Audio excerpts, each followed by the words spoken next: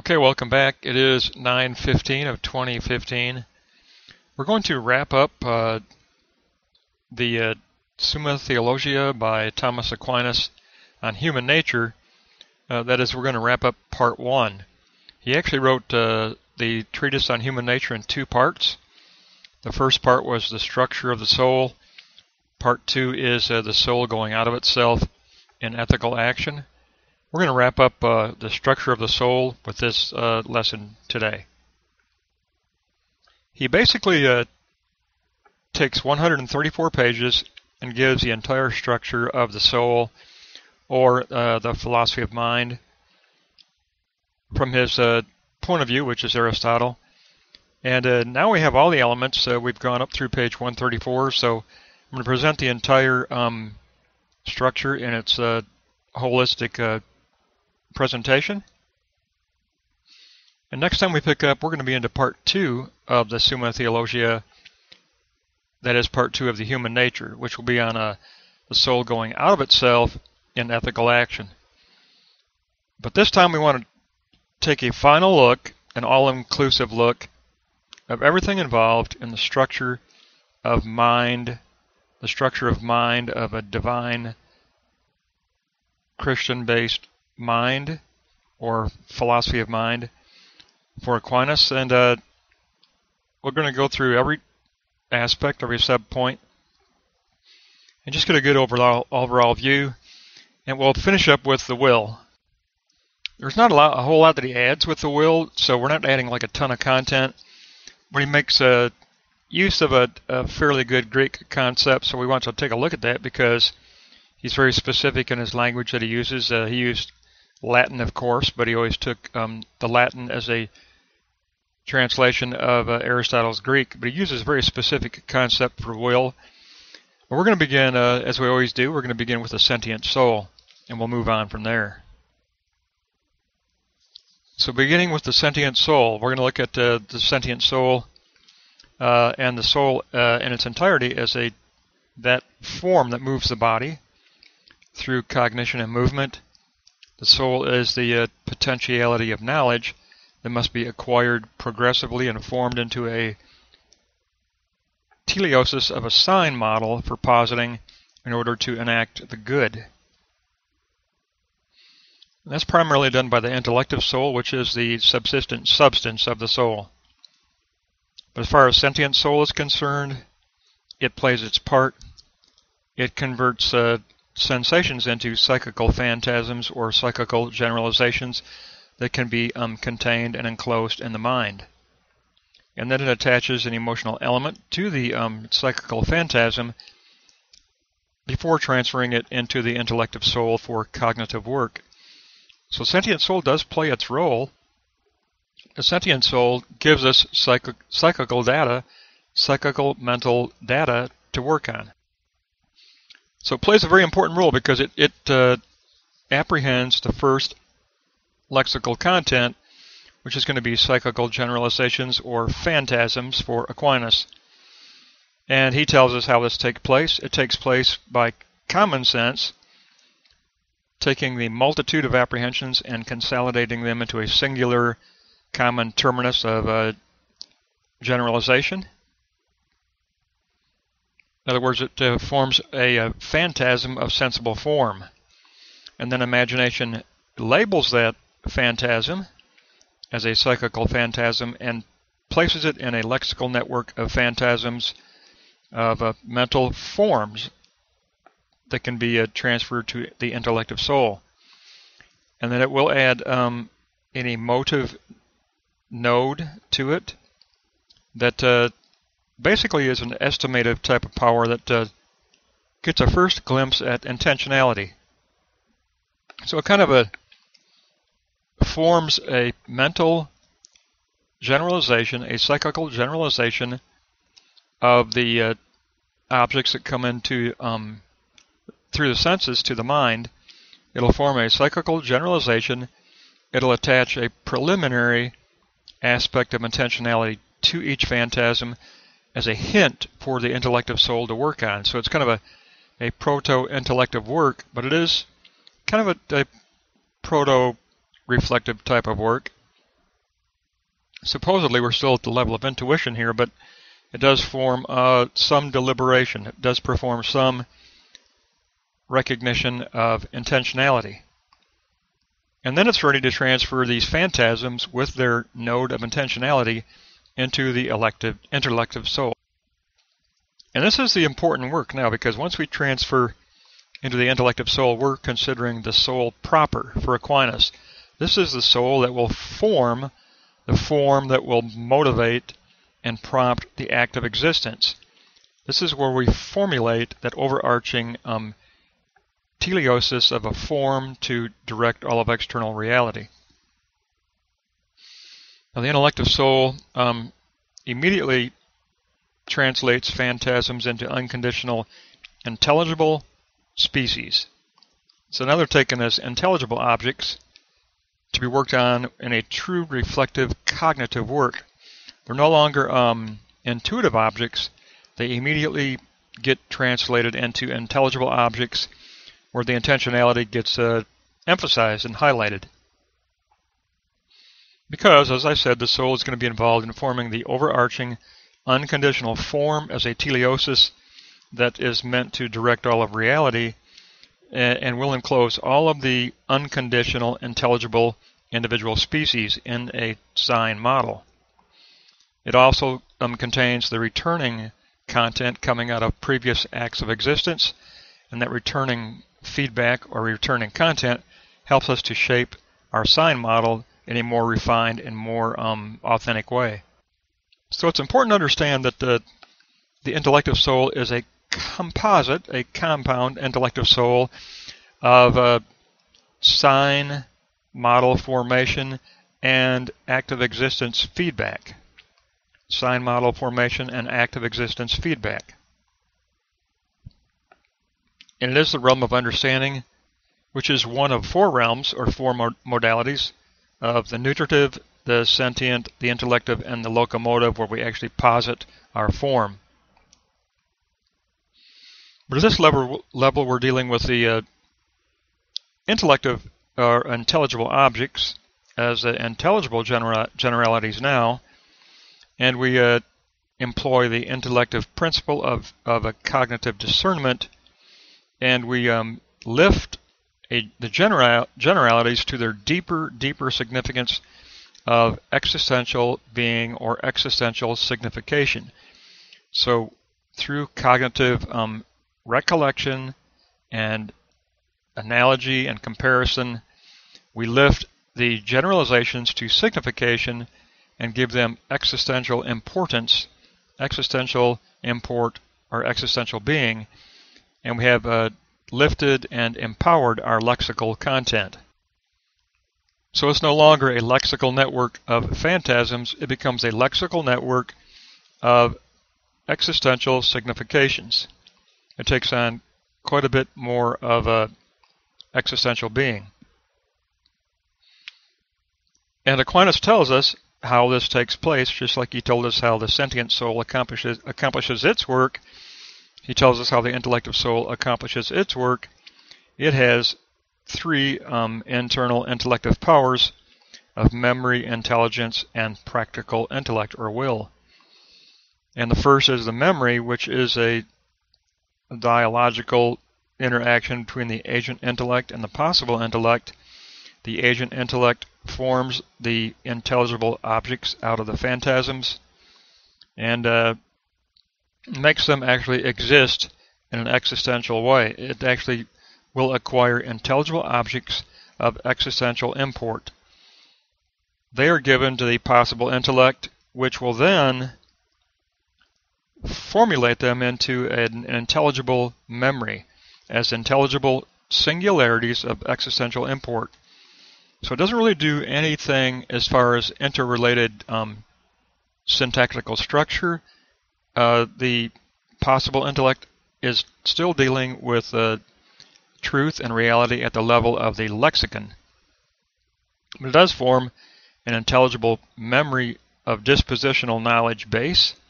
It's a dispositional knowledge of a lexical network of intelligible existential singulars. Intelligible existential singulars that are compiled as a dispositional knowledge, which is labeled intelligible memory.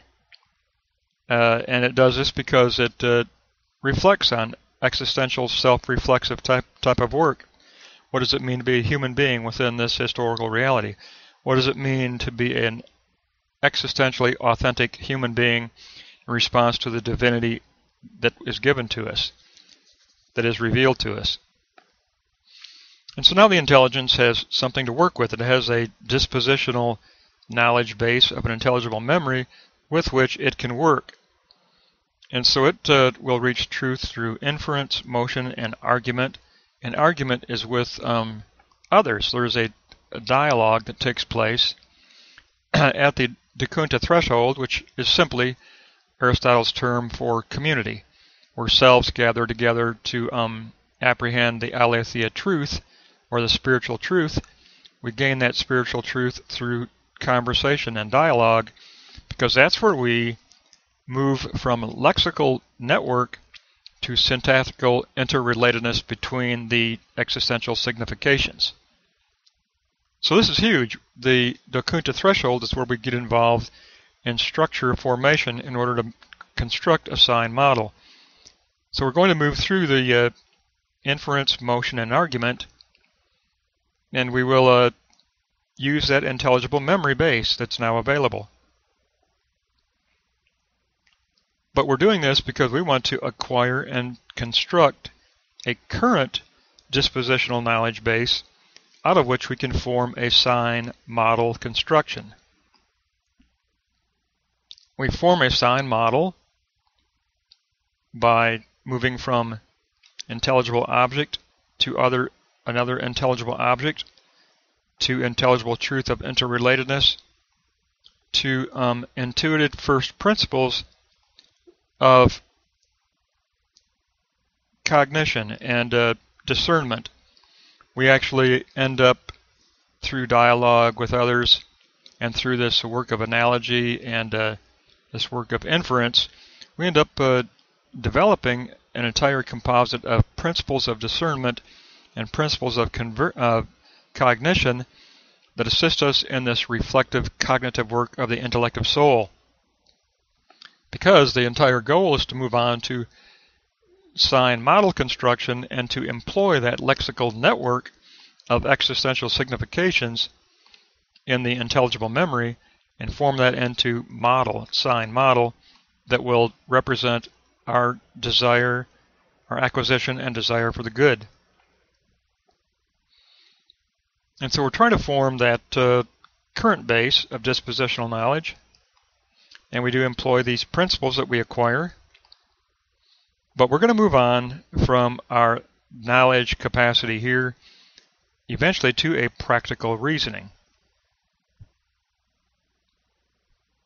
But because of the work at the De Kunta threshold of dialogue, we apprehend interrelatedness between existential significations, and we form what is called by Aristotle a noesis, or a design sign model. A noesis design sign model is formulated by the intelligible soul at the level of intelligence. So we've moved through the agent intellect, the possible intellect, the dispositional lexical network of significations, and the achieved noesis design sign model. That's huge work. Memory gave us the intelligible memory. Intelligence gave us the noesis design sign model. So now we have a lexical network, we have a design of interrelatedness.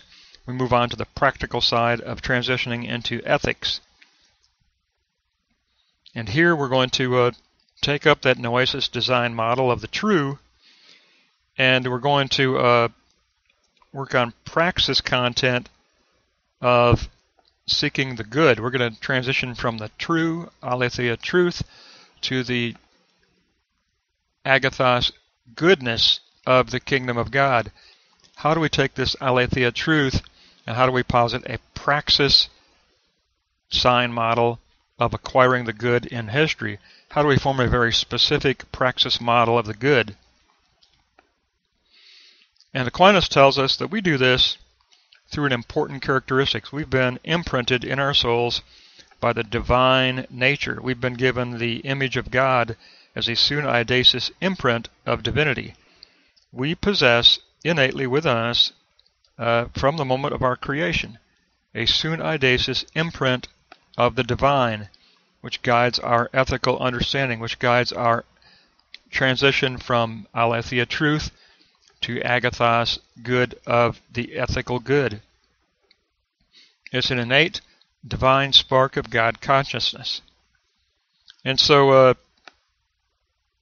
we end up coming out of that dialogue at the De Kunta threshold with this guiding universal principle that we've gained through community and through discussion in community, at either church community or community with other believers in some other aspect. But technically, Christian community, we come out of dialogue and community with others who seek the truth and the good and the kingdom of God with a guiding principle of universality.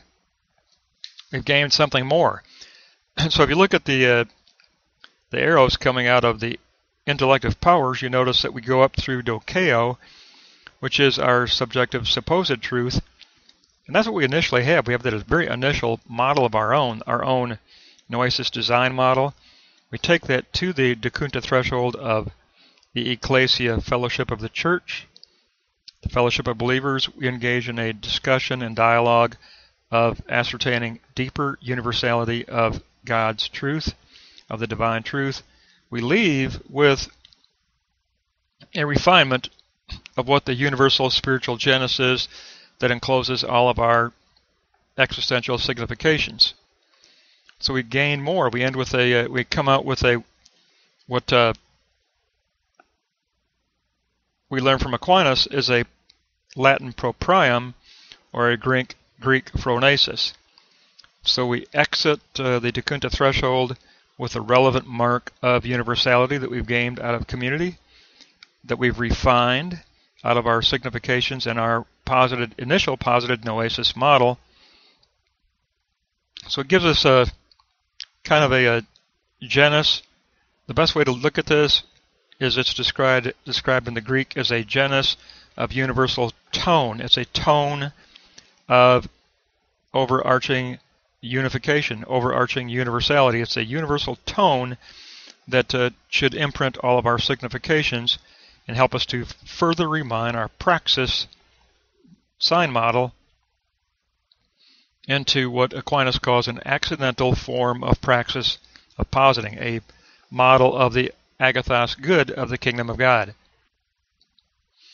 So now we're into block 6, the appetite, but we've come out of the De Kunta threshold with a phronesis, with a proprium of a relevant mark of the universality of a spiritual genus that imprints every signification that we hold in that intellective